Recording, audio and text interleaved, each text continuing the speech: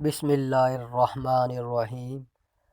اور جب موسیٰ نے اپنی قوم کے لوگوں سے کہا کہ خدا تم کو حکم دیتا ہے کہ ایک بیل ذبح کرو، وہ بولے کیا تم ہم سے ہنسی کرتے ہو؟ موسیٰ نے کہا کہ میں اللہ کی پناہ مانگتا ہوں کہ نادان بنوں۔ انہوں نے کہا کہ اپنے پروردگار سے التجا کیجئے کہ وہ ہمیں یہ بتائے کہ وہ بیل کس طرح کا ہو۔ موسیٰ نے کہا کہ پروردگار فرماتا ہے کہ وہ بیل نہ تو بوڑھا ہو اور نہ بچھڑا، بلکہ ان کے درمیان یعنی جوان ہو۔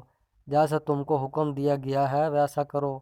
انہوں نے کہا کہ پروردگار سے درخواست کیجئے کہ ہم کو یہ بتائے کہ اس کا رنگ کیسا ہو۔ موسیٰ نے کہا پروردگار فرماتا ہے کہ اس کا رنگ گہرا زرد ہو کہ دیکھنے والوں کے دل کو خوش کر دیتا ہو۔